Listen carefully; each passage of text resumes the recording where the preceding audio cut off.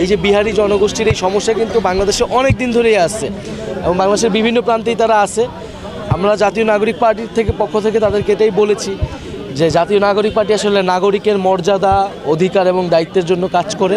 ফলে ভাষা আমাদের উর্দু হোক, বাংলা হোক, চাকমা হোক, আমাদের সবার পরিচয় আমরা নাগরিক এবং আমরা বাংলাদেশের নাগরিক।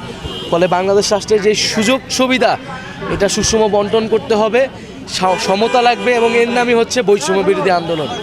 ফলে আমরা আমাদের ওয়াদা তাদের কাছে ব্যক্ত করছি, তাদের জন্য যে কাজ করব এবং নতুন দল হিসেবে আমরা তাদের কাছে দোয়া চাইছি যে তাদের আশীর্বাদ যাতে আমাদের সাথে থাকে। এইভাবে বাংলাদেশের যে প্রান্তিক জনগোষ্ঠী যারা রয়েছে, যারা নির্যাতনের শিকার বা যারা সুযোগ সুবিধা পায় না, কেন্দ্রের যে সুযোগ সুবিধা, আমরা তাদের সাথে থাকতে চাই, তাদের জন্যই রাজনীতি করতে চাই। আমরা করেছি কিন্তু আমরা কোনো ব্যবস্থা দেখতে পাই না। প্রশাসনকে বলবো আরও কঠোর হতে এবং তরুণদের যারা আন্দোলনে অংশগ্রহণ করেছিল, নেতৃত্বদের যদি এই নিরাপত্তাও পরিস্থিতি হয়, তারা যারা আন্দোলন করছে শহীদপুরে, তাদের নিরাপত্তা কে দেখবে? সাধারণ মানুষের নিরাপত্তা কে দেখবে? ফলে ককটেল হোক, বুলেট হোক, সব কিছুকেই নস্যাৎ করে আমরা এগিয়ে যাব। ধন্যবাদ।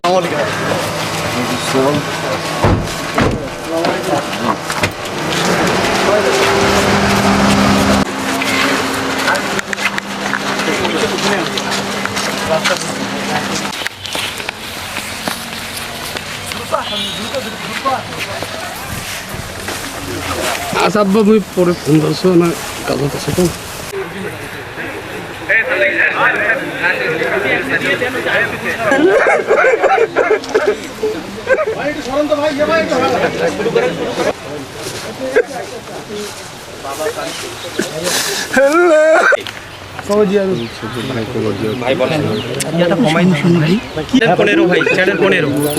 সৈয়দপুরের হাতিখানা কবরস্থানে এবং গুলিতে আহত সরকারি হাসপাতালে এসে তার মৃত্যু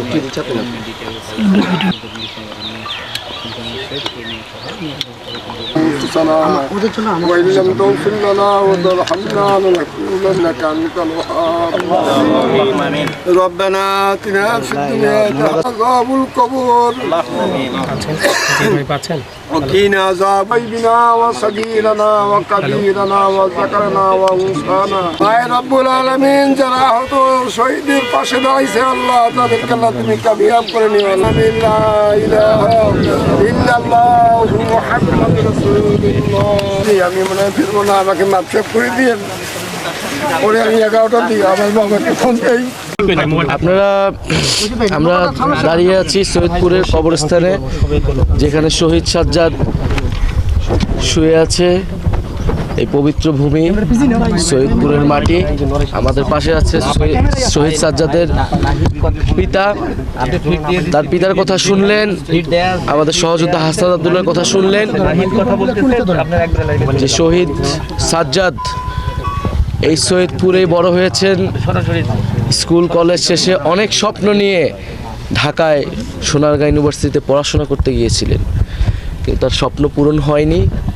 তার ব্যক্তিগত জীবনের, পারিবারিক জীবনের স্বপ্ন পূরণ হয়নি, কারণ সে আরও বড় স্বপ্ন নিয়ে রাজপথে নেমে বুকের ভিতরে বুলেট নিয়েছিল।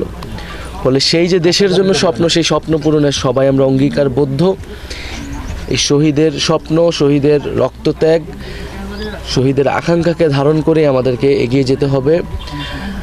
আপনারা জানেন যে গতকাল রাতে ঢাকায় আমাদের জাতীয় নাগরিক পার্টির কার্যালয়ের সামনে ককটেল বিস্ফোরণ করা হয়েছে এবং এটি প্রথমবার নয়। এই নিয়ে খুব সাম্প্রতিক সময়ে এটি দুইবার এই ঘটনাটি ঘটল।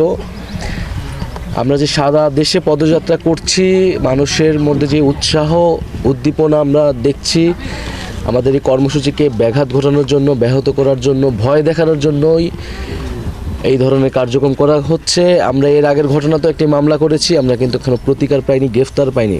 প্রশাসন যদি এইভাবে নির্বিকার থাকে, একটা গণঅভ্যুত্থানের নেতৃত্ব, নতুন একটা রাজনৈতিক দল, তাদের যদি এই অবস্থা হয়, আমাদের সাথে আমাদের নিরাপত্তা যদি প্রশাসন দিতে না পারে, তাহলে এই যে হাজারো শহীদ, হাজারো আহত, তাদের পরিবার, এদের নিরাপত্তা এবং দেশের আপামর মানুষের নিরাপত্তা এই প্রশাসন কীভাবে নিশ্চিত করবে, কিভাবে একটি সুষ্ঠু নির্বাচন এই পরিস্থিতিতে হবে, সেই প্রশ্ন কিন্তু আমাদের মধ্যে তৈরি হচ্ছে।